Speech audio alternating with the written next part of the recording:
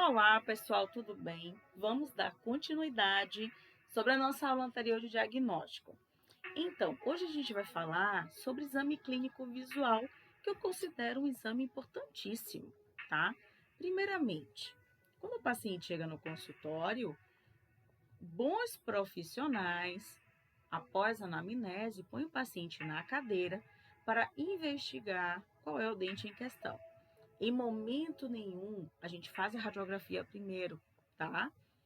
Por quê? Porque a radiografia é um exame complementar. E o exame clínico, ele é soberano, certo? Jéssica, mas se o dente não demonstrar nenhuma informação, bom, nesse caso, como a gente não tem informações externas que sejam visíveis e que nos confiram informações importantes e relevantes sobre o dente em questão, daí a gente precisa das informações internas disponíveis no exame complementar, que é a radiografia periapical. Perfeito? Mas, independente de qualquer coisa, a gente começa pelo exame clínico visual.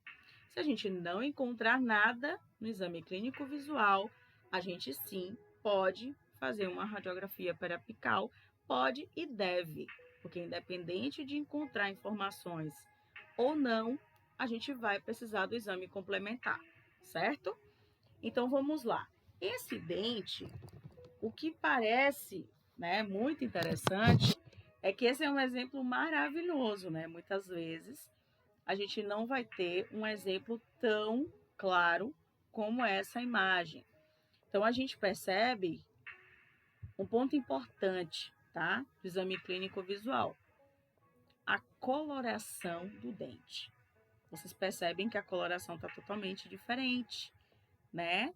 Os incisivos laterais estão mais claros, né, do que os incisivos centrais. Então, nessa região do terço médio ao terço cervical, a gente tem um amarelamento tanto do dente 11 quanto do 21. E não só isso. A gente percebe que tem uma variação de tonalidades aqui. Por quê? Porque esse dente foi feito, né? Algumas restaurações. Ele ficou com aquele aspecto de remendado, né? Como se tivesse feito vários pedacinhos de cores diferentes. Então, aqui a gente pode observar também a forma do dente. A forma do dente tá igual, tá do jeito que a gente aprendeu na anatomia? Aparentemente sim. Porém, a gente tem uma trinca aqui nessa região, que me sugere que é uma trinca de esmalte associada à presença de restauração, porque tem uma cor aqui totalmente diferente do restante do dente, né? Nesse dente 21, a gente também tem essa informação. Percebam que aqui a gente tem, ó, uma resina bem mais clara e nessa região a gente tem uma resina um pouquinho mais escura, tá? E aí a gente tem uma informação mais importante ainda, que é um escurecimento nessa região, certo? Além disso, no dente 21, a gente tem um sombreamento por baixo do esmalte, que sugere o quê? Que essa dentina pode ser a dentina afetada, que é aquela dentina mais endurecida, podem ter feito uma curetagem ali seletiva do tecido cariado e colocado uma proteção pulpar, tá?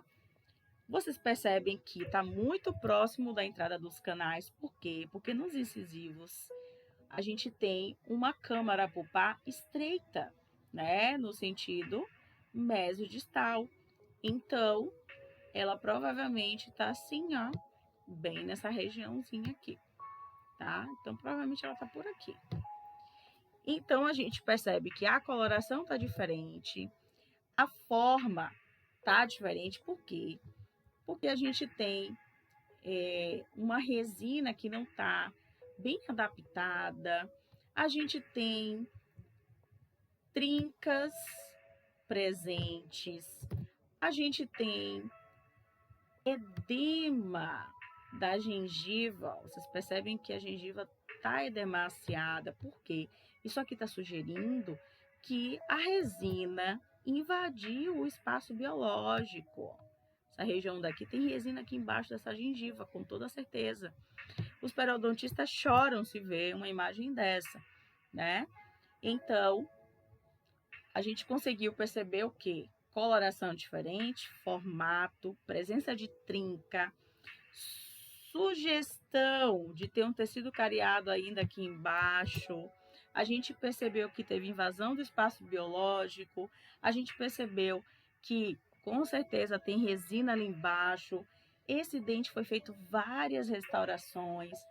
Outra informação, esse dente pode ter sofrido trauma dentário, porque a coloração está diferente na região cervical, que pode ter sido uma concussão, né? A gente sabe que o dente não saiu do lugar, né? Não teve uma fratura grande, mas provavelmente ele teve uma concussão aqui. A gente percebe que nessa região distal ele tem mais outra resina bem pequenininha aqui nessa região, né? Então a gente já começa a perceber o seguinte: esse dente tem histórico de cárie, tá? E cáries que estão em regiões interproximais significa o quê, pessoal? Que o paciente não tem intimidade com a princesa da odontologia, que é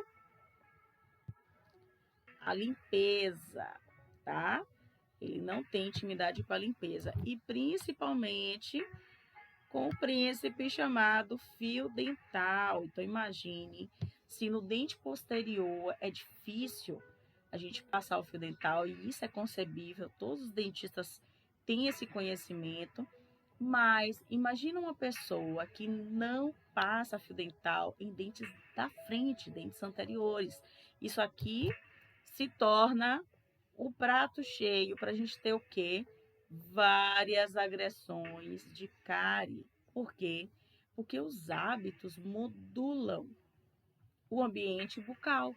Se o paciente tem dificuldade de fazer uma boa higiene, ou se ele passa a escova rápido, ou se ele usa escova dura, ou se ele não escova corretamente o dente, ou se ele não passa o fio dental, que isso aqui é uma prova de que não usa fio dental, é muito mais difícil a gente tratar esse paciente, porque a gente vai ter que primeiro trazer esse hábito de limpeza para que a gente tenha sucesso nos próximos tratamentos. Então, o exame clínico visual, ele diz também para a gente quem é o nosso paciente, tá? Então, essa etapa do exame clínico visual, ela não deve ser negligenciada. Essas informações são referentes à parte técnica. Agora, vamos para a parte humana. Do ponto de vista humanizado, né, do atendimento humanizado, quando o paciente chega no consultório, ou na urgência, ou para um atendimento eletivo, nós temos por obrigação fazer o exame clínico visual. E isso diz respeito à empatia. Empatia pelo paciente ser leigo, por ele não ter conhecimento odontológico, e empatia e humanização no nosso atendimento. Então, bons profissionais com excelência em seu atendimento não olham o paciente de longe. A gente põe o paciente na cadeira, a gente ouve a queixa do paciente, a gente pede para ele mostrar onde é o dente, a gente tem empatia pelo que ele está sentindo, a gente tem uma escuta qualificada, e isso são posturas de um bom profissional, tá? Então, jamais ignorem essa fase, né, do tratamento, que é o exame clínico visual, porque ela é uma fase importantíssima que não pode ser pulada. Então, no próximo vídeo, a gente vai falar sobre outro fator do diagnóstico, tá? Encontro vocês lá. Um grande abraço.